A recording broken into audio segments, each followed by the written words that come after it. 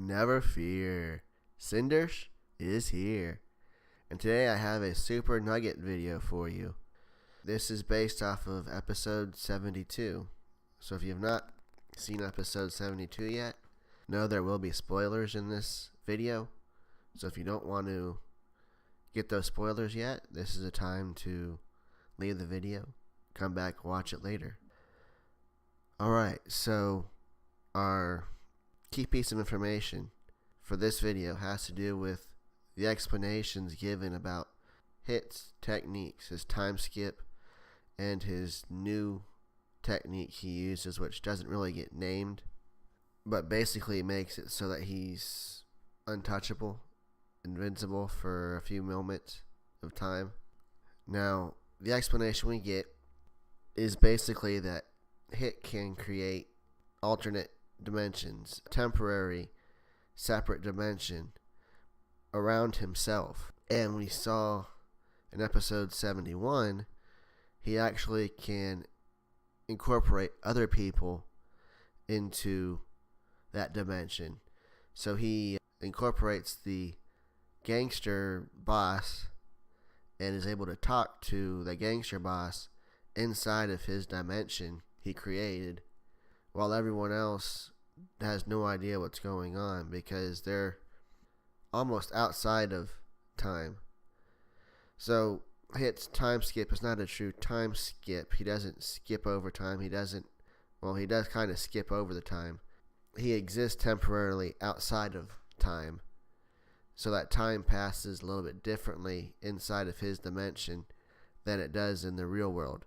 Another example of that happening in Dragon Ball is the Room of Spirit and Time, where when you go into the Room of Spirit and Time, time moves differently, so that one day in the real world is a whole year's worth of time inside of the Room of Spirit and Time.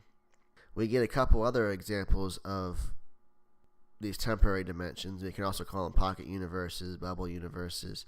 In Dragon Ball Super, you've got, during the Resurrection F period, you get two of them. Within Super's version of the event, you get Whis sending Goku and Vegeta into this dimension inside of his staff for them to train. And then we also get, during the end of the Frieza fight, when Frieza is blowing up the Earth, Whis makes this temporary dimension which protects them all from being destroyed with the Earth. And then he, of course, uses his ability to reverse time temporarily so that Goku can stop and kill Frieza before he blows the Earth up. So you've got examples there. A couple other examples being, I also cover Doctor Who stuff occasionally. The inside of the TARDIS is its own separate dimension from the rest of the world. When you're inside the TARDIS, you're actually in a different dimension, which is why it can be bigger inside the TARDIS than the outside exterior of the TARDIS, because it's its own dimension with bigger space. Just like with the Room of Spirit and Time, where it's at least as big as the Earth, if not infinite, but the outside is only a small room. It's like that because it's its own dimension, covering space differently than the space it seems to cover in the real world. Another example of that goes back to the old Who under the Fourth Doctor, when he travels into another dimension of sorts because there's an imbalance in the universe and it's created some pocket dimension with several different planets and peoples living inside of it. And there's a lot of different examples of this throughout different anime, cartoons, movies, TV shows. It's a common trope, but in this case it's being used as a technique for battle, which is somewhat different of a twist, and one I kind of like. So Hit goes into this dimension and he can prepare his attack, and then he comes out of it and he's able to, what seems like, skip time or freeze himself in time almost, so he's intangible also by entering into that space. But at the same time, he has another technique where he can project his ki almost like with a fake copy of himself, not to be confused with an afterimage, because an afterimage doesn't have ki, it's just a visual imprint of yourself from motion. But what HIT does is far more complicated than that, and actually leaves a copy of his ki and image in that place. And so you think you're punching, you're facing off against HIT, but he's in that other dimension, and so he's not actually being touched. And then he can come out of that dimension when you're done attacking and make his strike. So that's kind of how HIT's techniques work, is he goes into this other dimension, which is outside of the time element of the regular universe.